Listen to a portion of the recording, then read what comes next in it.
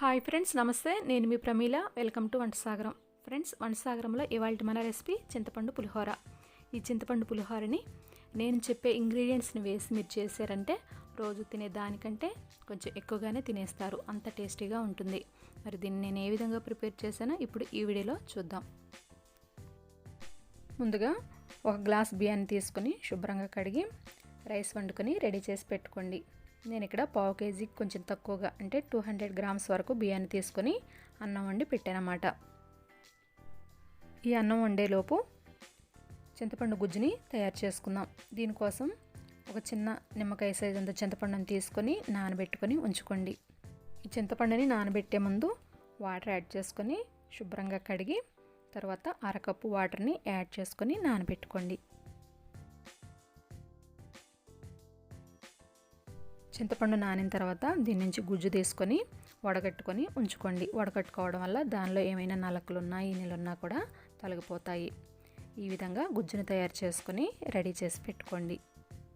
ఇప్పుడు మనం పులిహోర తయారు చేసుకుందాము. దీనికోసం స్టవ్ మీద ఒక చిన్న ప్యాన్ పెట్టుకొని దానిలో 1 టేబుల్ స్పూన్ ఆయిల్ని యాడ్ చేసుకోండి.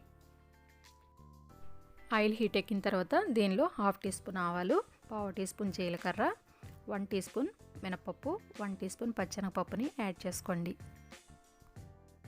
అలాగే 1 టేబుల్ స్పూన్ వేరుశనగ గుళ్ళను, 1 పచ్చిమిర్చి, 2 ఎండుమిర్చిలను కూడా యాడ్ చేసుకోండి. ఇవి లైట్గా వేగిన తర్వాత 1 టీ స్పూన్ అల్లం తురుముని యాడ్ చేసుకోండి. తర్వాత 1/2 టీ స్పూన్ పసుపు, కొద్దిగా కరివేపాకును కూడా యాడ్ చేసుకొని బాగా కలుపుకోండి. స్టవ్ ఆఫ్ చేసుకున్న తర్వాత క్యారెట్ని తురుముకొని 1 టేబుల్ స్పూన్ వరకు యాడ్ చేసుకోండి.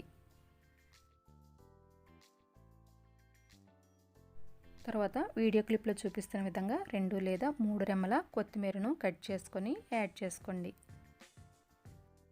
ఇప్పుడు ఇవన్నీ ఒకసారి కలుపుకొని ఒక బౌల్లోకి ట్రాన్స్ఫర్ చేసుకోండి. వీటిని గిన్నెలోకి యాడ్ చేసుకునేటప్పుడు అడుగున ఉన్న ఆయిల్ని అలాగే వదిలేసి పైన ఉన్న ఇంగ్రీడియంట్స్ మాత్రమే యాడ్ చేసుకోండి. ఇప్పుడు స్టవ్ వెలిగించుకొని మిగిలిపోయిన ఆయిల్లో ముందుగా మనం ప్రిపేర్ చేసి పెట్టుకున్న చింతపండు గుజ్జును యాడ్ చేసుకొని ఉడికించుకోవాలి. ఈ గుజ్జుని మీడియం ఫ్లేమ్లో ఉంచుకొని ఉడికించుకోండి. ఇలా ఉడికించుకునేటప్పుడు ఈ గుజ్జు నుంచి ఆయిల్ సపరేట్ అవుతున్నప్పుడు స్టవ్ ఆఫ్ చేసేసుకోండి.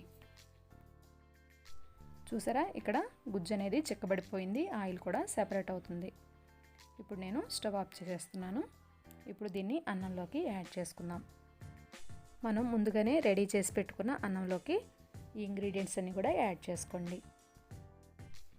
ఉడికించుకున్న చింతపండు గుజ్జును కూడా యాడ్ చేసుకోండి. తగినంత సాల్ట్ని కూడా యాడ్ చేసుకోవాలి.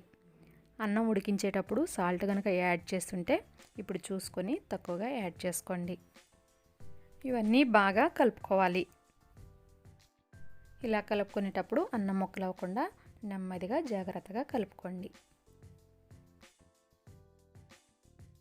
అంతేనండి, ఎంతో రుచిగా ఉన్న చింతపండు పులిహోర రెడీ అయిపోయింది. ఫ్రెండ్స్, ఈ రెసిపీ మీకు నచ్చినట్లయితే కంపల్సరీ ఒక లైక్ చేసి మీ ఫ్రెండ్స్ కూడా షేర్ చేయండి. ఇటువంటి మరిన్ని టేస్టీ రెసిపీస్ కోసం మన ఛానల్ని సబ్స్క్రైబ్ చేసుకోవడం మాత్రం అసలు మర్చిపోకండి. Thanks for watching.